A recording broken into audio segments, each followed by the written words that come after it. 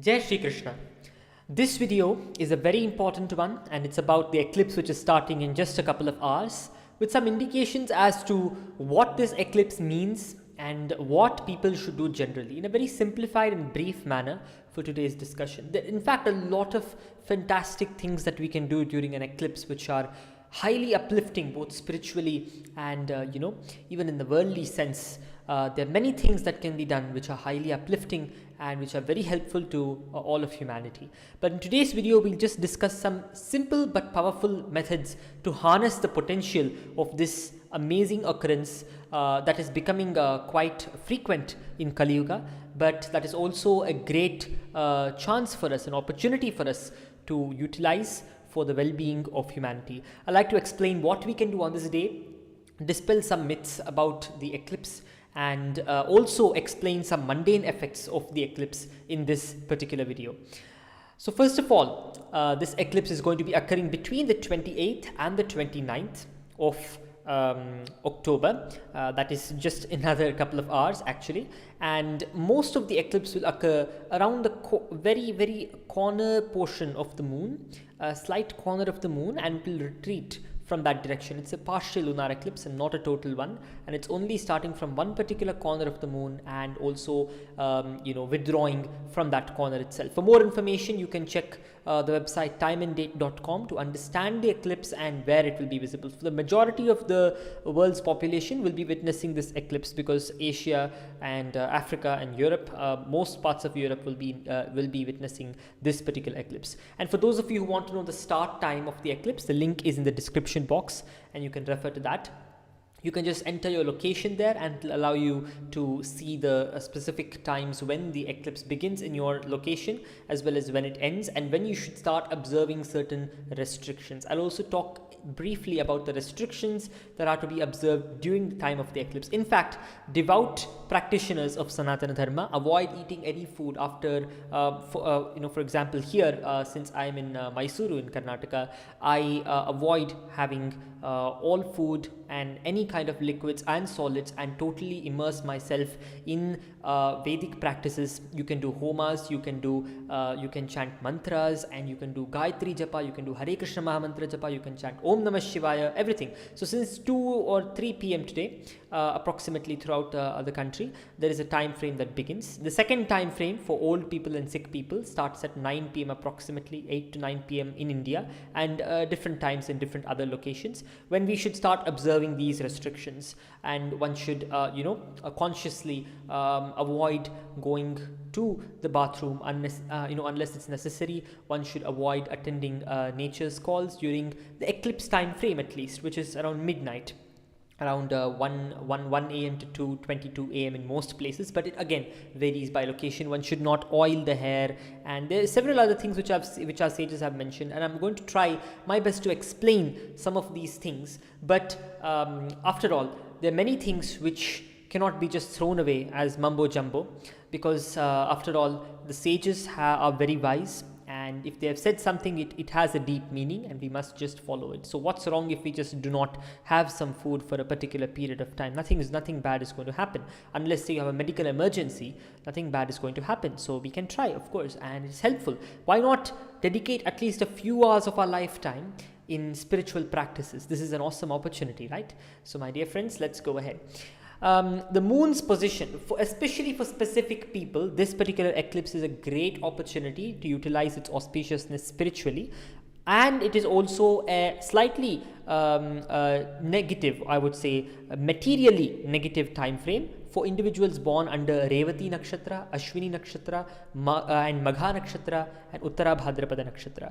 So it is a slightly difficult time frame for people of these specific nakshatras. So what do I mean when I say Janma Nakshatra? A lot of our viewers would not be very conversant with this, so I would like to elaborate on this a little bit. As I mentioned, this video is very brief, so we'll just go through it in a very brief manner. So for those of you who were born when the moon was in one of these asterisms. We have 27 asterisms distributed across 360 degrees of the zodiac, which is a belt in in the skies, to keep it very simple.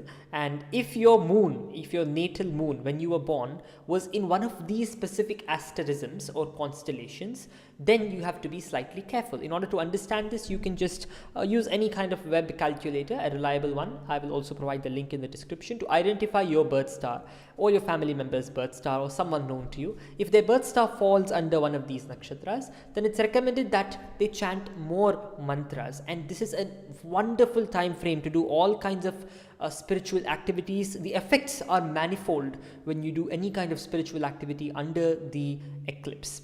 And there are several stories from the Puranas as well as the Mahabharata and Ramayana, which detail the beneficence of the eclipse, apart from the Parashara Smriti and other great Smritis and Puranas of our Sanatana Dharma. So in general, some things I would like to mention which we should keep in mind, and one of them is the eclipse is basically intense energy. It's an intense and powerful period, basically, in which a lot is going on the subtle level. Even if you cannot see much in terms of the physical energies like heat, gravity, and radiation, and all the electromagnetic stuff, everything that we have discussed so far in the physical realm, this is something operating on a more subtle realm, and it cannot be proven through the limited tools and limited intellect that we have today. It can only be understood when we try to go beyond what we are presently taught to think. If we cannot go beyond, it is better to just follow what the sages have laid down for us, and it's always going to be good for us. So there's an extremely auspicious time for sadhana. Sadhana is basically spiritual practices, to keep it simple, and it is very good for the upward channelization of energy, which means for those who are neophytes to this particular subject, I'd like to explain this very simply. There is a very powerful energy within ourselves which is extremely powerful, and which is what makes us equivalent to the macrocosm. This is the microcosm, the human body. Your body is also the microcosm, but the microcosm is equivalent to the macrocosm because of this energy known as the Kundalini energy, which has been identified by different names in different particular scriptures. But just to keep it simple, when this energy moves upward, that is known as all kinds of positive sadhana methods take this energy upward at least a little bit. And when this energy starts moving upward, it is extremely auspicious for the individual, and the eclipse is a perfect time to do any practice that allows you to channelize this energy in a positive manner and bring it upwards. And this converts it into merit or punya. It can be either donating something to a worthy cause with your own hands, doing some service to society, to people who are weak, helping people who are underprivileged and weak, not only people but even animals and other creatures. All kinds of positive activities. Chanting mantras is one of the foremost positive activities, so even that is manifold during this time frame. The effects of mantras, especially the mundane effects of the mantras, are massive during this time frame. Even the spiritual effects of the mantras are massive during this particular time frame. They are manifold. At the same time, my dear friends, it is extremely inauspicious for downward channelization of energy, waste of energy, to keep it simple. So if we waste our energy during this time frame, the effects are very, very bad. So any activity that is basically just a waste of time, like you could say entertainment, unnecessary entertainment, we can just give it a short break, right? We don't need to keep on watching the TV throughout our lifetimes. Giving it a break of 2-3 hours here and there is always good for you, at least during the eclipse, when the energy should not be wasted and instead channelized upward. Any kind of bad habit is totally supposed to be abolished. Any kind of negative behavior is to be abolished. And to keep it even better, material activities in particular should be limited as much as possible.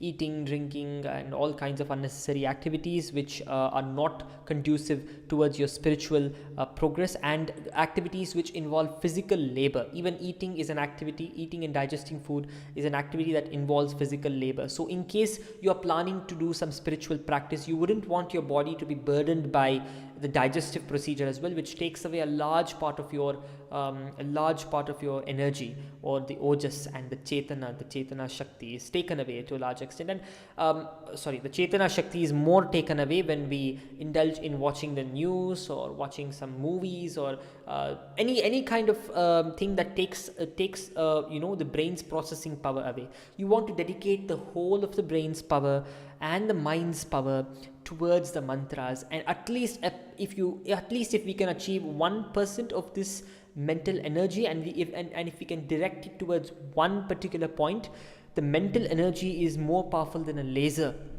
to equate it to something in the physical world, and it can basically do wonders if you direct it in the right direction. And the best time to do that is the eclipse time frame.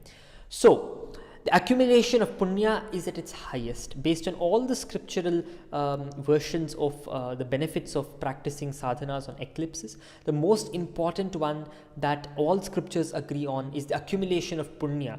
Punya is basically merit or positive energy that is being accumulated, and that is at its highest during the eclipse, and everyone should make a good use of this time frame. Anything that you do which is positive is multiplied. Any good act you do is multiplied in its significance, and anything that negative is also multiplied manifold during this time frame. So one should choose their activities, their words, and everything very carefully during this time frame. So now to begin with, I'd like to mention the importance of mantras. Practicing mantras. What does mantra mean? That which controls the mind is a mantra. That which regulates the mind is a mantra, to be more precise about the meaning of mantra. So if you're able to regulate the mind and channelize the energy of the mind in one direction, it can do wonders, because our mind is the greatest wonder of this universal manifestation. It is extremely powerful, and it can move in every single direction, and it can move continuously. It is highly powerful. So just imagine channelizing that energy and putting it towards one direction, at least channelizing a single % of that energy or a small fraction of that energy and putting it in one direction. That is the power of the mantra. It allows you to come to focus on something, and even if you're not able to do it initially, it will eventually result in that as a result of practice. So here we have it. There are some simple mantras which we all can chant together, and if we do it together, say 1,000 people now who are watching the video, if we do it together, chanting of this mantra, Om Gam Ganapataye Namaha, for example. There are several other mantras which I will explain here, but just as an example, if 1,000 people like us do the chanting of Om Gam Ganapataye Namaha together 1,000 times during the eclipse time frame, which is around midnight, then the effect of this will be multiplied by around 1,000 times approximately, and that will be equivalent to 1 billion. Again, these are not just figures, these are just an idea which I'd like to give you about the immense energy, that immense positive energy that will be channelized if we all chant mantras together. So I request you all to chant some mantra of your own wish. There are many examples I'd like to give here. Om Gam Ganapataye Namaha to begin with, a very powerful mantra. Om Gam Ganapataye Namaha. It has the creative energy, the energy that destroys obstacles within it. And also listen to the Ganapati Atharva Shirsha, the link is in the description, is also very powerful. The Ganapati Atharva Shirsha is actually a very essential and powerful hymn for Lord Ganesha, and it actually encompasses the entire Ganesha Tattva in it, the Ganapati Tattva in it. The creation, the maintenance and the destruction of the universe is completely explained in the Ganapati Atharva Shirsha, and it destroys the doubts of any person, no matter which background you come from. So, Om Namo Narayanaya is a very powerful mantra for Lord Mahavishnu or Narayana, the creator of this entire universe, the maintainer and the destroyer, all combined, the Parabrahman and the Paramatma. Om Namo Narayanaya is a very powerful mantra. Om Namah Shivaya is also a very powerful mantra for Lord Shiva, and just chanting this mantra will destroy all kinds of inauspiciousness. You can choose this mantra if you really resonate with the form of Lord Shiva, and just meditate on the form of Lord Shiva in your mind and keep chanting this mantra. If you're not going to be meditating on a specific form and you prefer to just meditate on the sonar vibrations, this is very difficult, but if you are good at doing this, you can go ahead and do it without an idol as well, because the Sanatana Dharma allows for both idol based worship in which you focus your energy on a specific form, because after all we humans have brains and bodies and minds. It's extremely difficult for us to just focus on just sound, or just focus on nothingness, or just focus on the fullness either. We need some kind of form, and hence idol worship has been recommended. At the same time, those who are more spiritually advanced and who believe that, for them the formless is closer to them, if you feel the formless form is closer to you. Of course, even the formless is a form, and the one with the form is also formless, whichever way you look at it, actually speaking. But without going too much into the philosophy, chanting the mantra either way will always be beneficial for you. And next, Om Dum Durgayai Namaha is a very powerful mantra that invokes the Shakti, or the divine feminine energy, which is the tattva behind the entire universe, which is functioning. The functional energy, Om Dum Durgayai Namaha, invokes that, and you can chant it. Try to make an effort to chant these mantras with proper accuracy of pronunciation, because each syllable is very powerful. When you practice it, you should practice it with total focus. And practicing mantras in Sanskrit is highly recommended. The Sanskrit, the Vedic way, because the Sanskrit syllables are closest to the natural energies of each one of these intonations. Each one of these incantations. So Om Sharavana Bhava is another powerful mantra for Kartikeya, the form of Kartikeya, and a myriad of other mantras. Om Shri Surya Narayana Namaha. You can add some bijas or specific syllables at the beginning of each mantra, or if your guru has taught you any particular mantra, you can chant that as well. You can also chant a cluster of mantras like a sukta or a combined hymn, like say the Purusha Suktam or the Shree Suktam or the Bhu Suktam, or say the you can chant any kind of sukta, including the Shree Rudram, which is very powerful. You can also chant short mantras like the Mahamrityunjaya mantra, or the Hare Krishna Maha mantra, or any other mantra which you have been practicing or which you wish to practice now. The ultimate goal is to utilize this time frame as much as possible towards accumulation of positive energy, which can then be used for great and positive purposes. And of course, it is very important to chant it properly in the Sanskrit way, in the authentic way, in the Vedic way. In case your mantra involves incantations, the ones that I mentioned here were very simple ones. You can just chant them in a simple way.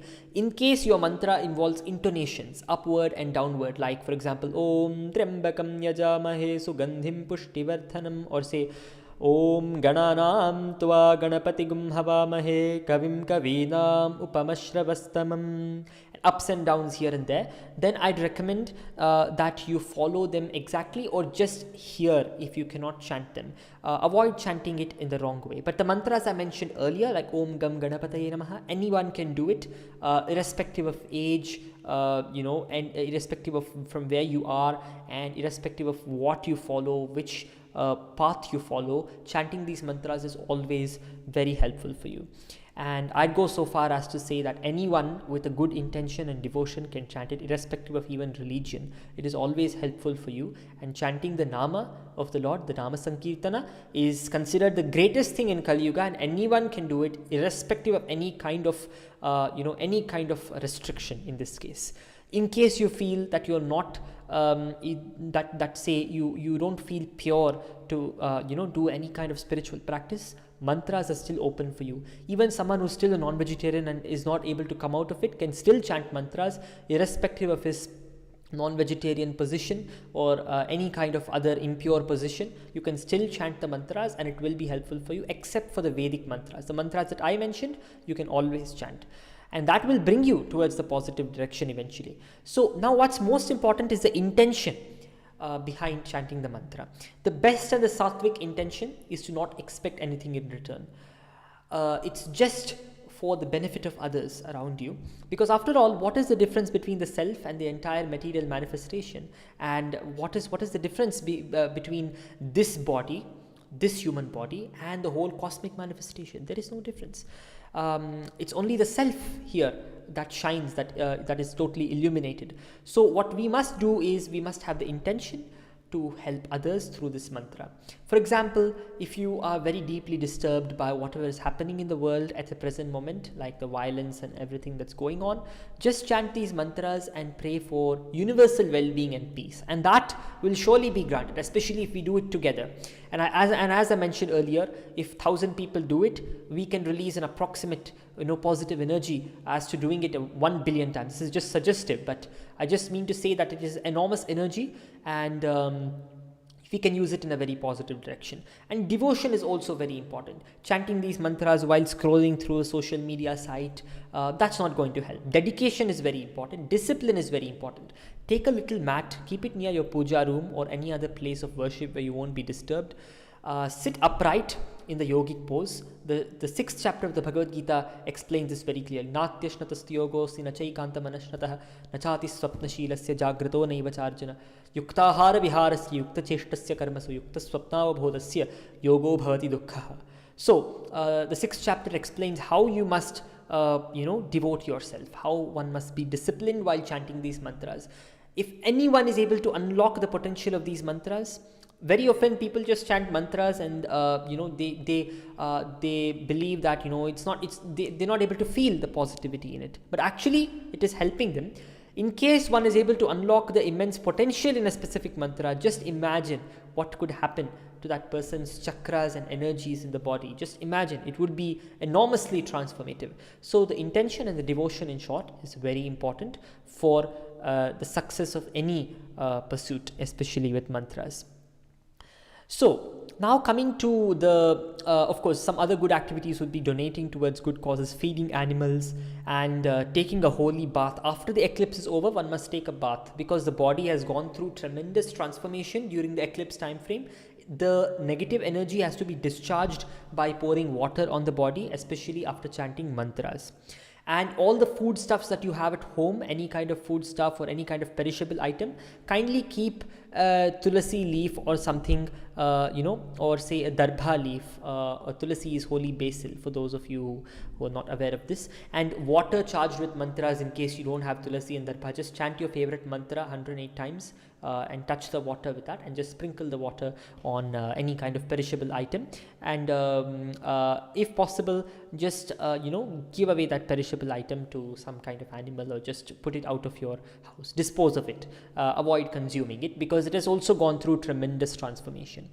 Now this transformation cannot be measured again, but if I were to believe that all of this was mumbo jumbo, then I wouldn't have been able to predict anything till date, and I would have just gone ahead, just gone behind, in fact. So the very fact that the predictions that astrology is capable of making are coming true and accurate is because we do not consider this as just some kind of a mumbo jumbo. We consider this as the reality, the truth that has been handed over to us by those who are realized of it. So now discussing the mundane effects briefly, a very important part of the video, which I know a lot of you, a lot of the people watching this are very interested in. So in general, there would be a slight increase in STDs and other infections like HIV, AIDS and syphilis and everything else in Europe, Africa, Asia and other regions. In general, a slight increase. Again, this is not something very serious, and I would recommend the media and the press, please do not exaggerate this particular prediction too much. And then China, Pakistan, Sindh and other surrounding regions are likely to be significantly affected, and this is directly from the Brihad Samhita. Kamboja, China, Yavanan, Sahashalya Hridbhi, Valhika Sindhu, Tatavasi, Janansha Hanyat. That's what the Brihad Samhita says clearly. And it also says that, according to the eclipse's position, which just touches one of the corners, Mlechan Vidikshthitan Yayinascha. So this particular eclipse is going to affect those who depend on fire or fire power. Hutashana, Hutasha Saktaha, that is those who depend on fire power or fire or say military strength, soldiers. Mlechas are basically barbarians who care not for human life and who destroy human life, and who care not for anyone's feelings, who care not for women, for children, for the weak and for the underprivileged, who just go on massacre, all that we have seen in the past few weeks by militants attacking civilians and killing them, like for example just the Hamas, for example, All of these individuals, the barbarians, will be severely affected by this particular eclipse. And Yayinaha, a very significant term here. Yayinaha means those who attack first, and Yayinaha means those who attack anyone else, and those who practice terrorism will be significantly affected. It's very interesting to see how this eclipse has also lined up in time for this particular situation. The Mlechas, as I mentioned earlier, all barbarians who do not care for humans and for animals are termed Mlechas, and all of them are going to suffer. So those who depend on fire, power and fire, and soldiers in general, as I mentioned.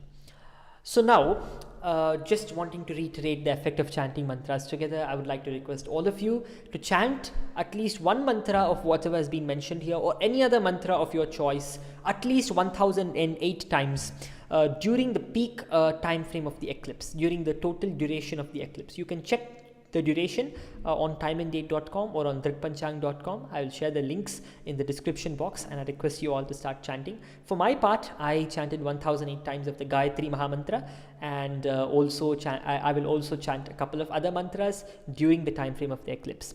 So let's do this together, and let's create positivity together. Let's manifest tremendous positive energy and convert this world into a more positive place, at least a little, as much as we can. So this is my humble request to all of you. And now this is, of course, as I mentioned earlier, it's equivalent to chanting more than 1 billion times. And let's do this together. Thank you. Jai Shri Krishna, Jai Shri Ramachandra, Jai Shri Lakshmi Nrsimha, Om Namah Shivaya, Om Dum Durgaye Namaha, Hari Om, Jai Shri Ram.